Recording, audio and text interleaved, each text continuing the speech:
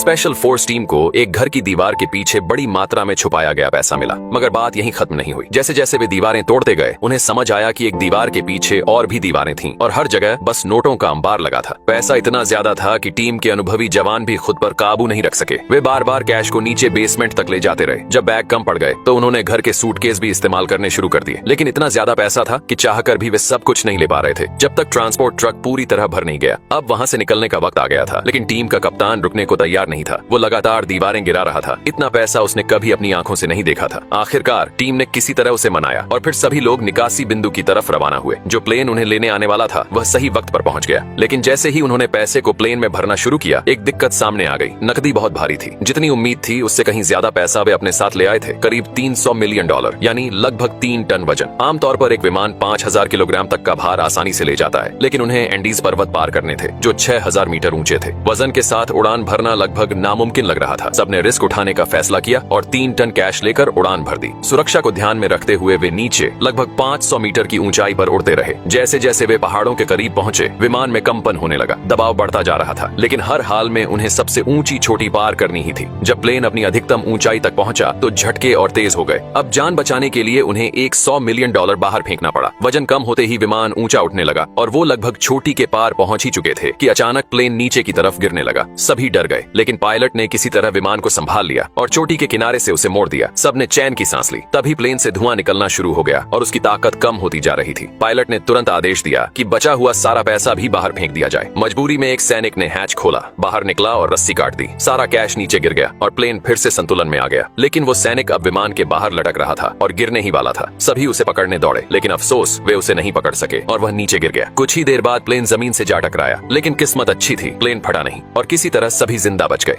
भविष्य में गरीब लोग अमीरों के मनोरंजन का साधन बन चुके हैं। जैसे ही कोई व्यक्ति 18 वर्ष का होता है, उसे एक कमरे में बंद कर दिया जाता है। जीवित रहने का एकमात्र तरीका होता है कैमरे के सामने कुछ प्रस्तुत करना और टिप्स के जरिए कमाई करना। एक दिन जैक नामक युवक पीछे की ओर कूदता है और उसे $16 की टिप मिलती है। वह 7 दिनों से भूखा था, इसलिए तुरंत भोजन खरीदने का प्रयास करता है, परंतु उसके पास इतने पैसे नहीं होते कि वह ढंग का खाना खरीद सके। केवल कुत्ते का भोजन मिल पाता है। तभी उसे एक विचार आता है। वह स्वयं को कुत्ते की तरह प्रस्तुत करता है और वैसे ही भोजन करता है। इस विचित्र व्यवहार के बदले उसे $30 की टिप मिल जाती है। फिर वह एक कमीज खरीदता है और अपने इस अभिनय को जारी रखता है। धीरे धीरे वह पैसे बचाने लगता है और इतना कमा लेता है कि एक असली बिस्तर खरीद सके, किंतु उसकी रोज की कमाई केवल एक उचित भोजन के लिए ही पर्याप्त होती है। समय के साथ वह इस जीवन से ऊबने लगता है। एक दिन वह नशे और क्रोध में आकर कैमरे को तोड़ देता है। उसकी टिप्स घटने लगती हैं, फिर बिजली चली जाती है और पूरा कमरा अंधेरे में डूब जाता है। यह सिस्टम की ओर से दंड होता है। जब उसका क्रोध शांत होता है, वह घुटनों के बल बैठकर सिस्टम से क्षमा याचना करता है और वादा करता है कि अब वह बेहतर प्रदर्शन करेगा। तभी स्क्रीन दोबारा जल उठती है और प्रकाश लौट आता है। अब स्क्रीन के कोने में एक छोटी सी नई स्क्रीन दिखती है। एक वृद्ध व्यक्ति दूसरी ओर इतिहास की पुस्तक पढ़ते दिखाई देता है। वह जैक से परिचय करता है और बताता है कि जब टिप्स एक निश्चित सीमा तक पहुंच जाती है तो सिस्टम नए फीचर खोल देता है। अब जब वे एक दूसरे की स्क्रीन देख सकते हैं तो वृद्ध व्यक्ति सुझाव देता है कि मिलकर कुछ नया किया जाए जिससे ज्यादा टिप्स मिल सकें। वह व्यक्ति जादू की तरकीबें जानता है और जैक को सिखाता है। जैक उनमें हास्य जोड़ता है। कुछ समय में उनकी जोड़ी लोकप्रिय हो जाती है। तभी एक और स्क्रीन खुलती है। इस बार एक महिला स्नान कर रही होती है और क्रोधित होकर चिल्लाती है। वह जैक पर बिना अनुमति के कैमरा लिंक करने का आरोप लगाती है। जैक स्पष्ट करता है कि यह उसकी कोई हरकत नहीं थी। संभवतः महिला की टिप्स की संख्या उस सीमा तक पहुंच गई होगी जिससे सिस्टम ने उनके कमरे जोड़ दिए। अब जब एक नया सदस्य जुड़ चुका है, जैक सुझाव देता है कि सब मिलकर प्रदर्शन करें और अधिक टिप्स कमाएं, किंतु वह महिला एमी इससे असहमत होती है। वह पूछती है, क्या कोई भी इस कक्ष से बाहर जाने की नहीं सोचता? जैक स्वीकार करता है कि उसने एक बार विरोध करने की कोशिश की थी, पर दंड बहुत कठोर था, इसलिए वह सोचता है कि जितना है उसी में संतोष करना बेहतर है। परंतु एमी अपने विचार में अडिग रहती है। रात्रि में अचानक वृद्ध व्यक्ति बीमार पड़ जाता है और स्क्रीन पर ही गिर पड़ता है। उसके कमरे में आग लग जाती है और उसकी स्क्रीन सदा के लिए बंद हो जाती है। सिस्टम ऐसे लोगों को मिटा देता है जो अब उपयोगी नहीं रहे। तब जैक को एहसास होता है अब उसे यहाँ से निकलना होगा। एक नई स्क्रीन खुलती है। इस बार एक महिला योग कर रही होती है। देर रात जब एमी सो रही होती है, टीना नाम की वह महिला जैक से फुसफुसाकर कहती है कि उसे यहीं रहना चाहिए और बाहरी दुनिया को भूल जाना चाहिए। जैक दुविधा में पड़ जाता है। उसी रात वह वृद्ध व्यक्ति की पुरानी फीड में झांकता है। वहाँ अब एक नया युवक बैठा होता है। जैक समझ जाता है कि इस चक्र को तोड़ना आवश्यक है। वह एक अभियान आरंभ करता है। दर्शकों से अनुरोध करता है कि वे केवल $1 की टिप दें ताकि वह यह जान सके कि कितने लोग इस सिस्टम में फंसे हुए हैं। हैरानी की बात यह होती है कि उसका बैलेंस $1 अरब तक पहुंच जाता है।